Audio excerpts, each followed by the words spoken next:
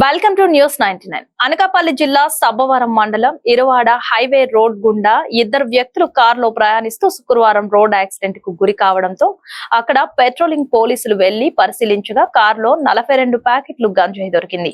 సుమారుగా దీని విలువ 11 లక్షల రూపాయలు ఉండొచ్చని స్థానిక సిఐ పిన్నింటి వెంకటరమణ విలేకరులకు తెలిపారు. ఇందుకు సంబంధించిన వివరాలను సిఐ వెంకట్రావు వెల్లడించారు. కారులో ప్రయాణిస్తున్న ఇద్దరు వ్యక్తుల్లో ఒక వ్యక్తి సౌరవ్ యాదవ్ పట్టుబడగా మరో వ్యక్తి ఆదిత్య రాజ్పూత్ పరార్లో ఉన్నట్లు తెలిపారు. ఇరువురు వరిసా దగ్గర పట్టంగం ప్రాంతం నుండి గంజాయి రవాణా చేసుకుని అలహాబాద్ కు వెళ్తున్నట్లు విచారణలో తేలింది అన్నారు. వీరు ప్రయాణిస్తున్న కారుకు వివిధ రకాల 3 నంబర్ ప్లేట్లను వాడుతున్నట్లు సిఐ తెలిపారు. అయితే సౌరవ్ యాదవ్ ను అరెస్ట్ చేసి రిమాండ్ కు తరలిస్తున్నట్లు, మరో వ్యక్తి ఆదిత్య రాజ్పూత్ కోసం గాలిస్తున్నట్లు తెలిపారు. గంజాయిని సీజ్ చేసి కోర్టుకు తరలిస్తున్నామన్నారు.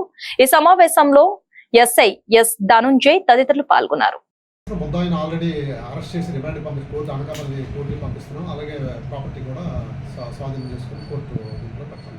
ఇన్సిడెంట్ ఎప్పుడు జరిగింది సార్? నిన్న మార్నింగ్ అండి గైడెన్స్ ఇచ్చారు, వెళ్ళారు. అంటే ఇలాంటివి ఏంటంటే అంటే ఇక్కడ కూడా అంటే మనం చెప్పాల్సింది చాలా యూత్ చాలా వరకు ఇలాంటి వీటికి కనెక్ట్ అవుతున్నారు. గంజాయి కేసులో ఒకసారి పట్టుబడితే 20 సంవత్సరాలు జైలు శిక్ష ఉంది. తమ జీవితాన్ని పూర్తిగా కోల్పోవాల్సి వస్తుంది.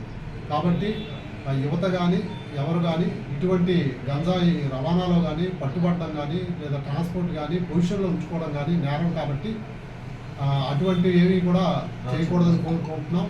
ఎవరైనా చేసినట్లయితే చట్టపరంగా చర్యలు ఉంటాయి. అలాగే అలాంటివి ఈ గంజాయికి సంబంధించిన ఏదైనా ఇన్ఫర్మేషన్ ఉంటే పబ్లిక్ నుంచి ఎప్పీల్ ఏంటంటే పబ్లిక్కి అటువంటి ఇన్ఫర్మేషన్ మాకు కాన్ఫిడెన్షియల్గా షేర్ చేయొచ్చు. షేర్ చేస్తే అటువంటి మా వారి మీద చట్టపరంగా చర్యలు తీసుకుంటాం.